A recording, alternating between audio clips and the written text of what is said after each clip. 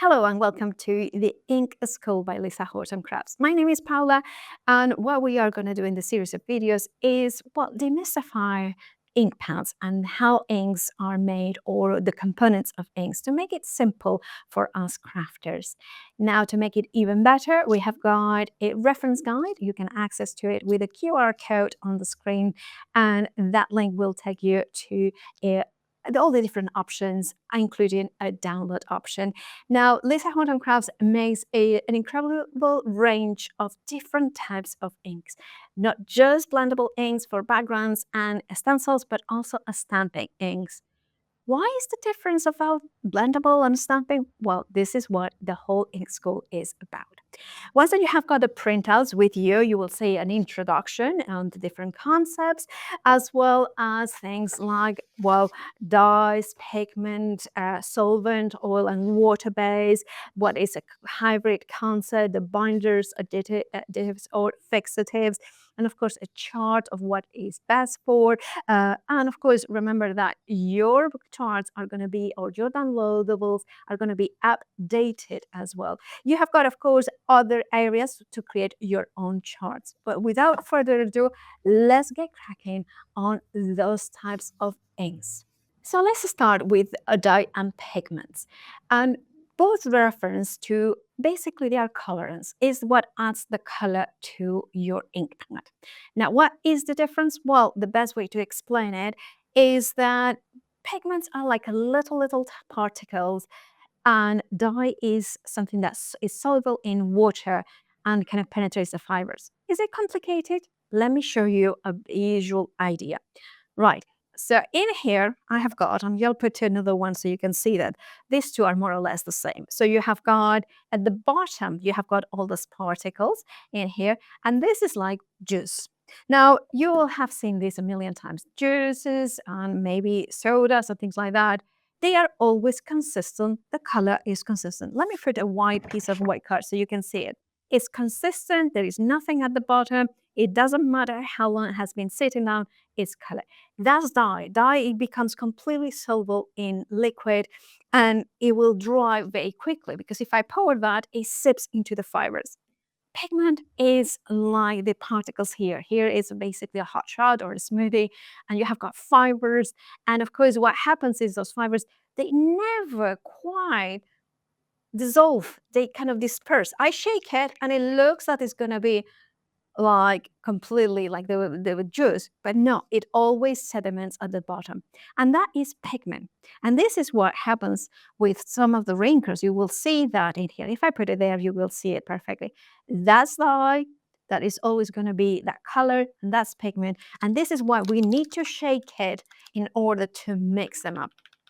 Now, if you drop this into a piece of carpet or something like that, the liquid would seep in and would dry pretty quickly, but all those particles will sit on the top and it will take a lot longer to dry, one and it. That's the same thing with pigment. Pigment, because it sits on the surface, takes a little bit longer to dry. Now, the first thing that we are going to do is with pigments, we are always going to shake them if they are wrinkles, because we need to make sure that this happens, that the pigments at the bottom make sure they shake well so they are completely dispersed. And that's basically the difference between pigments and dyes. One, that once you shake it, that becomes opaque. This will be always transparent. So basically, pigments and dyes. Right. Next thing that we are going to have a look is, of course, that because the pigments are opaque, they're going to be offer you more effects onto black art. And this is something that we are going to have a look when we talk about interference and metallics and color shifts, because the mix of kind of the dye that is translucent and the pigment that is opaque is going to be significant later on. So stay tuned for more videos of the ink school. The other thing that we are going to talk about in the ink school is, of course, the next set, which is the next component of the inks, which is the element, the carrier, whether it's water based, whether it's oil, or with a solvent. Now, this is a kind of a thing that we need to show you, because if we put here, I'm going to 2 glasses of water, well, empty water, and then empty water, that they're empty now, but I'm going to just fill them up with water here. I'm going to put it in the middle there, more or less the same. And this, as you can see, is the pour from the same one. Now, if I use, I'm going to shake this one up, and that we have done, or actually I'm going to go in, well, let's do this one. This one is, of course, the matte blending inks, and it's a mix of dye and pigment, so there will be some opacity, but more importantly, they are water-based. So I'm going to drop a couple of drops in here, and automatically you can see that it starts dispersing there. But if I blend it in, you can see the perfect mix, right? It goes throughout because it's a mix of pigment and dye. You can see that it's completely opaque, that pigment opaque. But of course, if we let it, sit there for a little bit, it would mean that the pigment would go at the bottom. But that's not a problem. Now I'm going to go with the solid black. The solid black from Cloud9 comes in this ink pad in here, and it's a phenomenal combination, a phenomenal formulation of pigment, black pigment, dye, and also you have got in here a component, that carrier that allows to be fast drying, and that is, let me show you, because it's oil-based. Now this one is, you can see immediately that there is, I'm going to put 2 in here, that droplet does not disperse, it stays nice and clean, suspended with water. And that's because it's not water-based. If I mix it up, you can see that it kind of starts breaking down, because it's like, but it never, I can be blending and it does still, that little droplets, they are still there. They never dissolve in water because they are not water-based. And you're thinking, okay, great, visual, but what is the point of this explanation?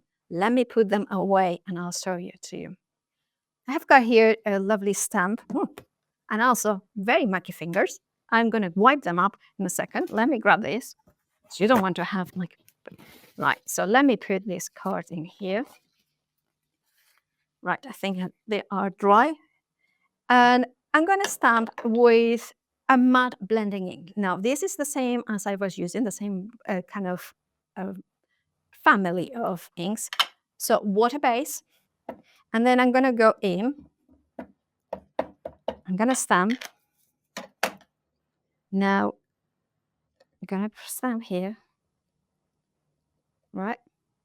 And it's okay, impression. And now this is going to be also, if you stay tuned, we'll talk more about blending inks and stamping inks. This is more of a blending ink. It's more designed to kind of be for backgrounds and things like that. But that doesn't mean that you cannot stamp with it. It's just that it's not designed for that purpose.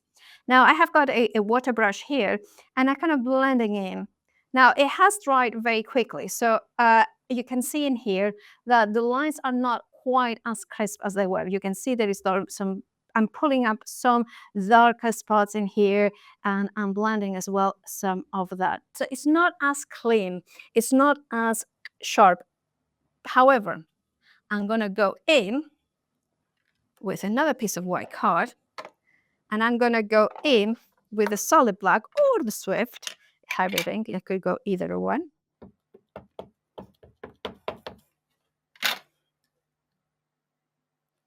And I'm going to go in, press nice and firmly.